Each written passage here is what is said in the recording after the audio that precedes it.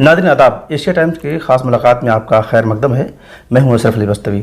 इस वक्त मेरे साथ डॉक्टर एमडी खान साहब मौजूद हैं। आज हम बात करेंगे डॉक्टर साहब से कि इम्पावर हिंदुस्तानी मुसलमानों को एम्पावर करने में कितना कामयाब हुआ। डॉक्टर साहब, मेरा पहला सवाल कि इम्पावर हिंदुस्तानी मुसलमानों को एक साल में एम्पावर करने में कितना कामयाब हुआ? देखिए, कोई इकोनॉमिक का ऐसा स्टेटिस्टिकल कोई सर्वे नहीं किया है, लेकिन एक सोच में बदलाव और एक कॉन्फिडेंस देने में, इन दो चीज़ों में बड़ी कामयाबी है। तीसरी कामयाबी ये है कि जो मीडिया में आपको दिखाई पड़ते थे एक खास पहनावे के लोग जिनको इस्लामी स्कॉलर बना के पेश किया जाता था, आज वो नहीं दिखाई पड़ रहे हैं। किसी ने कोशिश किया होगा इसके लिए। तो क्या ये आपकी कोशिश थी? आप उसे अपना क्रेडिट लेते हैं? कुछ ऐसी चीज़ें हैं जिसको मैं पब्लिकली क्रेडिट नहीं लेना चाहूँगा, क्योंकि फिर डिटेल आता है कि कैसे हुआ। तो कुछ चीज़ें ऐसी हैं कि जो बदलाव दिखाई पड़ते हैं, आप उस बदलाव को देखिए और अच्छा महसूस करिए कि ऐसा हुआ है। तो आज जो टारगेटेड एजेंडा मुस्लिम कम्युनिटी के खिलाफ चल रहा था इम्पावर के बनने से पहले और इम्पावर के बनने के 15 दिनों के बाद, क्या वो बदलाव आप नहीं देख रहे हैं? कई हेड्स पर आपने काम शुरू किया, जैसा कि आपने बताया कि मीडिया के हवाले से आपने काम किया, लोगों को एक तरह से लीगल अवेयरनेस के लिए उनको लीगल हेल्प की भी आपने बात की है, काम किया इस दरमियान। इन तमाम कामों को करते हुए चैलेंज किस तरह के रहे पूरे एक साल के अंदर, ख़ासतौर से कम्युनिटी की तरफ से किस तरह के चैलेंज रहे और आसानियाँ क्या नहीं? एक्सेप्टेंस का परसेंटेज आप अगर मैं पूछूं आपसे, किस तरह बताएंगे? देखिए, अगर ये क्राइसिस सिचुएशन ना होती तो शायद इम्पावर के साथ लोग नहीं जुड़ पाते, क्योंकि एक हालात इमरजेंसी जैसे थे। इसलिए हर आदमी, जिसके पर्सनल डिफरेंसेस हो सकता रहे हों, आइडियोलॉजिकल डिफरेंसेस हो सकता रहे हों, लेकिन कम्युनिटी के कॉमन काज पे हर आदमी खड़ा था।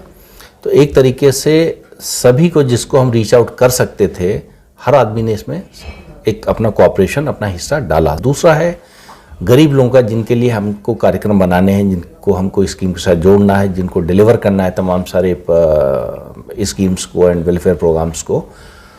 उनके तरफ से तो इट डज़ नॉट मैटर कि कौन लोग हैं, इट व्हाट मैटर्स इज कि आप उनके लिए कर क्या रहे हैं। तीसरा एरिया था इसमें कि जो गवर्नमेंट का था, गवर्नमेंट के साथ में थोड़ा सा हमने देखा अनविलिंगनेस। जो मोदी गवर्नमेंट का पहले 5 साल थे, उसमें अगर कोई मुस्लिम डेलीगेशन मिलना चाहता था तो जनरली एक्सेप्टेंस थी। सेकेंड 5 ईयर में हमने देखा है थोड़ा सा या तो इंडिफरेंस है या अनविलिंगनेस है मिलने में। तो जो मैं गवर्नमेंट का कोऑपरेशन समझ रहा था मिलेगा, उतना नहीं मिला। इसलिए कि एक अपॉइंटमेंट किसी मिनिस्टर से लेने के लिए कई महीने वेट करना पड़ता, ऐसा कभी हुआ नहीं था। मोदी गवर्नमेंट के पहले 5 साल मुसलमानों को लेके डिफरेंट व्यू था। हमने खुद कम से कम 1 दर्जन मीटिंग्स होम मिनिस्टर के वहाँ रखी होगी, कुछ और मिनिस्टर के वहाँ रखी होगी, जहाँ जहाँ कोई इशू आता था तो सेम डे या नेक्स्ट डे मिलता था। इस बार मैं नाम नहीं लेना चाहता हूँ, लेकिन जूनियर मिनिस्टर को मुझे 6 महीना परसू करना पड़ा। अगर मुझे इंडिविजुअली मिलना हो तो 5 मिनट का टाइम। लेकिन यहाँ बड़ी इंटरेस्टिंग बात आपने कही कि गवर्नमेंट, इस वक्त जो गवर्नमेंट है, उससे आपको इतना देर लगे, इतनी दुश्वारी हुई, जबकि आपके बारे में एक बड़ा तासुर बहुत पहले से मौजूद है जब आपने इम्पावर शुरू किया था। बल्कि उससे पहले से मैं कहूँगा कि आप बीजेपी के लिए काम करने वाले या बीजेपी की सियासत के साथ एसोसिएटेड आप बताया जाती, इसीलिए इम्पावर जब आपने कायम किया तो उस पर भी आज तक सवालात होते रहे हैं। तो एक बीजेपी की एसोसिएशन का जो आप पर वो इल्ज़ाम लगता रहा, वो क्या रहा है, जबकि आप बता रहे हैं कि सरकार के साथ काम करने में एक तरह से दुश्वारी भी? नहीं, मैं इसको करेक्ट पर्सपेक्टिव में रख दूँ। देखिए, पॉलिटिक्स से तो मेरा नज़दीकी से रिश्ता रहा और बहुत पसंद आती है मुझे। ठीक है। और इसीलिए फैमिली कांग्रेसी फैमिली थी, वो कारपोरेटर वगैरह के इलेक्शन भी घर में लड़े जाते थे। तो कोई 11-12 साल में कांग्रेस में फॉर्मल तौर पे रहा हूँगा। जब बीएसपी का एक उभार आया है तो एक नया एक सोशल ऑर्डर उभर के आ रहा था, एक नई तरीके पॉलिटिक्स उभर के आई थी, तो बहुत लोग उससे चार्म हुए। तो 7 साल करीब मैं बीएसपी में रहा। काशीराम जी से बहुत नज़दीकी रही उस पीरियड में। उसके बाद में एक जन मोर्चा वीपी सिंह साहब के साथ में 1 साल और पीस पार्टी में 1 साल, तो एक वो रहा। 2010 के बाद में 12 के बाद में एक गैप था, लेकिन राजनाथ जी से बड़े रिश्ते रहे जब से यूपी के चीफ मिनिस्टर थे। और कोई भी चीफ मिनिस्टर होता है तो फार्मर्स एजेंडा पे जनरली उससे बातचीत रहती है। कृषि मंत्री बन गए दिल्ली में तो वाजपेयी गवर्नमेंट में तो और नज़दीकी आ गई। तो ये पार्टी प्रेसिडेंट बन गए थे। तो हमने इनसे कई बार जिद करके कहा कि मुझे पार्टी ज्वाइन करना है, क्योंकि मैं ये देख रहा था कि शायद बीजेपी पावर में आ सकती है तो कोई ना कोई कम्युनिटी और गवर्नमेंट के बीच में कोई ना कोई रोल प्ले करने वाला हो। बड़ी उन्होंने अनविलिंगनेसली हमको ज्वाइन करवाया, ऐसा नहीं था, बहुत प्रोएक्टिव थे। 3 या 4 बार जब यानी ये इनिशिएशन आपकी तरफ से मेरी था? तरफ साहब मैं 3 या 4 बार रिक्वेस्ट किया हूँ, तब जाके वो हाँ बोले, नहीं तो नहीं तैयार थे इसके लिए। हमसे कहते थे सरकार में आएगी, आपको जो चाहिए होगा मैं दे दूंगा, उसमें क्या है, पार्टी ज्वाइन करना चाहते हो, ये उनके बार बार कमेंट्स होते थे। लोगों के इंप्रेशन ये है कि बीजेपी बहुत मुसलमानों के पीछे जाती है ज्वाइन कर, बिल्कुल नहीं। ठीक है, अब मैं आता हूँ इस पे इम्पार को लेके। तो मैं चूंकि ऑल इंडिया फार्मर्स अलायंस का मैं फाउंडर हूँ, एग्रीकल्चर टुडे ग्रुप का प्रेसिडेंट हूँ, इंटरनेशनल एग्रीकल्चर कंसल्टिंग ग्रुप का प्रेसिडेंट एंड CEO हूँ, फिर Indian council of food and agriculture हमने क्रिएट किया, उसको चेयर करता हूँ, आज भी करता हूँ उसको chair, that is major role. तो ज़्यादातर चीफ मिनिस्टर से, ज़्यादातर सेंट्रल मिनिस्टर से अगर आप 2004 से 14 के बीच देखें तो शायद आप कहते तो आप तो बहुत कांग्रेसी हो, तो मैं कांग्रेसी नहीं था, लेकिन कांग्रेस की गवर्नमेंट थी तो मेरे हर एक प्रोग्राम में सलमान खुर्शीद साहब भी आते थे, बलराम जाखड़ साहब से, इनफैक्ट राजनाथ जी को लेके जो ज़्यादा ये कहा जाता है हमारे बड़े नज़दीकी हैं, शायद 5 सबसे क्लोज लीडर्स में वो नहीं हैं। सबसे ज़्यादा क्लोज थे बलराम जाखड़ साहब, फिर थे देवगौड़ा साहब एज ए प्राइम मिनिस्टर रहते बात करते थे, कोई दूसरा प्राइम मिनिस्टर नहीं है जिससे मैं प्राइम मिनिस्टर रहते हुए बात कर पाता हूँ, नहीं। तो राजनाथ जी पहले 5 क्लोजेस्ट लीडर्स में नहीं हैं, और वो 4 जो दूसरे लीडर्स हैं वो कोई बीजेपी के नहीं, वो सब कांग्रेस के हैं, 4 के चारों देवगौड़ा जी को छोड़ के। तो कहीं ना कहीं सब आते थे, तो वो बिकॉज ऑफ प्रोफेशनल रोल ये रही है। अब आता है इस गवर्नमेंट की बात, ये बात सही है 2014 से 19 के बीच जब राजनाथ जी होम मिनिस्टर थे, इनका एक अपना दूसरा मिजाज है, दूसरी तरीके की इनकी फिलॉसफी है पॉलिटिक्स की। तो इस गवर्नमेंट में एक ऐसा था कि मुस्लिम डेलीगेशन को मिलना हो, मुस्लिम ग्रुप को मिलना हो, इंडिविजुअली मिलना हो, सरकार में थोड़ा सा वेलकमिंग था। लेकिन ये जो 2 साल सेकेंड टेन्योर के गुजरे हैं, किसी भी मिनिस्टर से मुसलमान के नाम पे मिलना ऑलमोस्ट इम्पॉसिबल है, मेरा 2 साल का एक्सपीरियंस है। इम्पार बनने के बाद में एक्सपीरियंस मजबूत हुआ, क्योंकि उससे पहले तो मुझे मुसलमान के नाम से मिलने की कोई ज़रूरत नहीं थी। तो जो लास्ट 1 ईयर है, मैंने देखा है कि किसी भी मुस्लिम डेलीगेशन के नाम पे कोई मिनिस्टर मिलने के लिए तैयार नहीं है। इसकी जब चूंकि आप बहुत पहले से सियासत में हैं और एक एक करके, जैसा कि आपने मुझे बताया कि तमाम सियासी पार्टियों को आपने देखा, उसमें काम किया है, बीजेपी के साथ भी आपने काम किया है उनके ज़माने में, तो ये जो अनविलिंगनेस आई है बीजेपी की दूसरी टर्म में, इसकी क्या वजह आपने आइडेंटिफाई की होगी? कुछ आपने कुछ आइडेंटिफाई किया? मैं कोई बहुत सर्टेनिटी से नहीं कह सकता हूं, लेकिन मुझे लगता है शायद होम मिनिस्ट्री के बदलाव से थोड़ा आया हो, या बीजेपी में एक नई थिंकिंग शुरू हो। लेकिन एक चीज़ तो मैं सर्टेनिटी के साथ कह सकता हूं कि इस गवर्नमेंट में, इस टेन्योर में मुसलमानों को लेके कोई बहुत पॉजिटिविटी नहीं है। यहाँ तक कि मुझे मिलने में दिक्कत आती है, और मुस्लिम डेलीगेशन को मिलवाने में मुझे कई महीने वेट करना पड़ा है, अपनी पर्सनल पूरी रिश्तों को इस्तेमाल करना पड़ा है, तब जाके कोई मिनिस्टर टाइम देता है। अब ये तमाम जो डिस्कशंस यहीं आकर के रुकते हैं इम्पार पर, जब आप प्रेसिडेंट हैं, जाहिर सी बात है सारा डिस्कशन आकर के MJ खान पर रुकता है, और MJ खान की सियासी जो रसूख हैं और जो सियासी रिश्ते हैं उन पर आकर रुकता है। मैं अब इस वक्त जानना चाहूँगा कि आपका इस वक्त सियासी एक तरह से फिक्र, कौन सी फिक्र के हामी इस वक्त आप हैं? मेरी वो पॉलिटिकल सोच है जिससे कम्युनिटी को फ़ायदा हो। अगर सरकार आज बीजेपी की है, मैं हर जन चाहूँगा कि सरकार में सभी से मुलाकात हो, सभी से काम करवाया जाए। और इस सरकार ने कोरोना जिहाद के टाइम पर सरकार की तरफ से हुआ कि आज ये बदलाव दिखाई पड़ रहा है मीडिया में, मीडिया की तरफ से नहीं था। तो अगर सरकार से इंगेज करें तो बड़े काम कराए जा सकते हैं और होते हैं। कल को सरकार अगर बदल जाए, जिस पार्टी को कि मैं कोशिश करूँगा उस पार्टी में भी जो भी मिनिस्टर्स हैं सबसे मुलाकात हो, सबसे बात हो।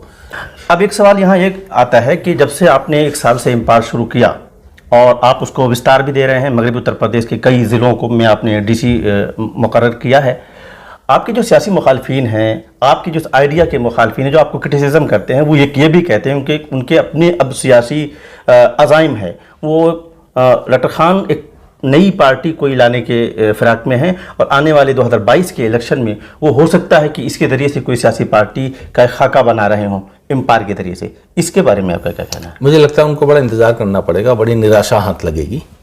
ठीक है, 2022 में भी लगेगी, 24 में भी लगे, उससे आगे भी लगेगी। तो ऐसे जो नेगेटिव एलिमेंट्स हैं उनको बहुत ही तकलीफ रहेगी, और मैं उनको इंतज़ार कराता रहूँगा।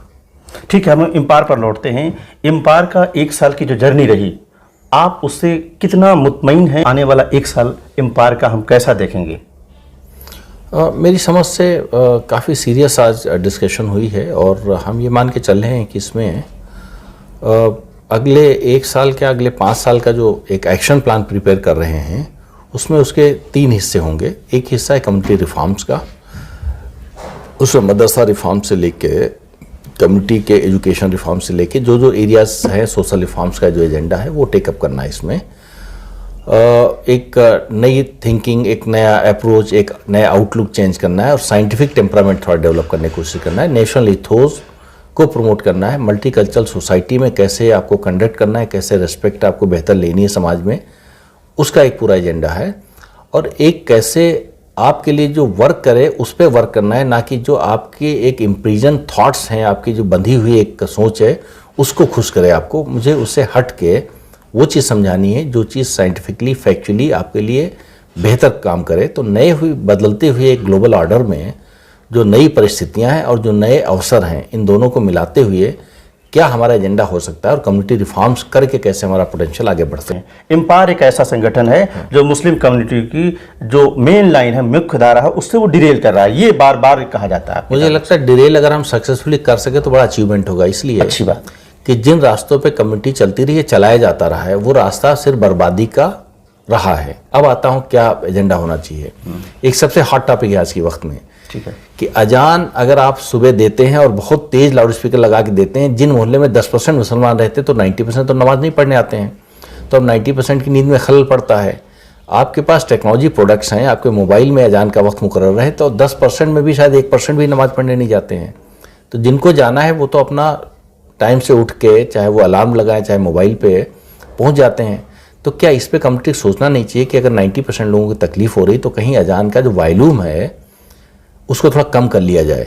तो इस तरीके के मदरसा रिफॉर्म्स की बात है कि हम इन इंस्टीट्यूशंस को इस्तेमाल नहीं कर सकते हैं समाज सेवा के लिए, कि हफ्ते में एक दिन अगर सफाई कार्यक्रम शुरू करा दें सारे मोहल्लों में जाके, तो उनके आपके लिए उनके मन में इज्जत बढ़ेगी। या कहीं ना कहीं समाज सेवा में आप बस स्टैंड पे जाके पानी पिला दें बच्चों से, तो कहीं ना कहीं मदरसा ओपन अप कर लें। जैसे अभी मस्जिद ओपन अप करने का एक प्रोजेक्ट चला है, मुझे लगता है इसको बढ़ाना चाहिए हर एक को, कि हफ्ते में एक दिन मस्जिद को ओपन कब करें, बाकी लोगों को बुला के दिखाने के लिए। और जब लोग आएंगे तो आपको इस्लाम की बात बताने में भी आसानी होगी। 2-3 बातें आपने लगातार कहीं कि हमें इस तरह से अपने रहने सहने के मैनर को तब्दील कर लेना चाहिए और सफाई सुथराई। जब आप ये बात कहते हैं तो सोसाइटी में एक बड़ा तबका इसको दूसरे तरह से लेता है। वो ये समझता है कि हम अभी तक आज़ादी के साथ रह रहे थे, सड़कों पर हम मुसल्ले बिछा लेते थे, ये हमारी एक आज़ादी थी जिसे कम किया जा रहा है। मैं इस्लाम के और मुल्क के कानून दोनों के हिसाब से और एक जो सिविक सेंस है उसके हिसाब से बताता हूँ। क्या इस्लाम के हिसाब से आप पूरी तरह आज़ाद हैं इस ज़मीन पे? क्या आप पे कुछ पाबंदियाँ आयद होती हैं कि नहीं? आपसे कुछ तवक्को की जाती कि नहीं? आपसे कम से कम मिनिमम इतना तो इस्लाम के हिसाब से भी है कि आपकी किसी हरकत से पड़ोसी को तकलीफ ना हो। बार का विज़न कोई 10 ईयर्स विज़न, 20 ईयर्स विज़न भी आप रखते हैं ताकि आप उस विज़न के पीछे आगे चलते रहें। देखिए, किसी ने आज की डिस्कशन में बड़ा अच्छा कहा कि बिल गेट्स को उसने कोट किया कि हम लोग अक्सर अपने दिन को ओवर एस्टिमेट कर लेते हैं कि एक दिन में हम बहुत ज़्यादा कर लेंगे और अपने 10 साल को अंडर एस्टिमेट कर लेते हैं। तो ये बात सही है कि लॉन्ग टर्म प्लानिंग में अगर बेहतर तरीके से स्ट्रक्चरली आप करेक्ट हों, ऑर्गेनाइजेशनली करेक्ट हों, डायरेक्शनली करेक्ट हों, तो मुझे लगता है ज़्यादा आप कर सक पाएंगे। अब 1 साल पूरा होने पर रिव्यू की ज़रूरत थी, रिलुक की ज़रूरत थी, पीछे की जर्नी को एक तरीके से देखना था, क्या हासिल किया, क्या कर सकते थे, कहाँ पे गलती हुई और आगे के लिए हम क्या प्लान कर सकते हैं। तो एक तो हम इसको लूजली निटेड ऑर्गेनाइजेशन जो था इसको एक तरीके से फॉर्मल बॉडी की तरीके से कर रहे हैं। उसमें हमने ये भी अनाउंस किया है कि इसमें कोई 5 सिग्नेटरी अकाउंट में रहेंगे और 7 और नए ट्रस्टी ऐड होंगे ताकि कोई 1 मैन वाला न रहे।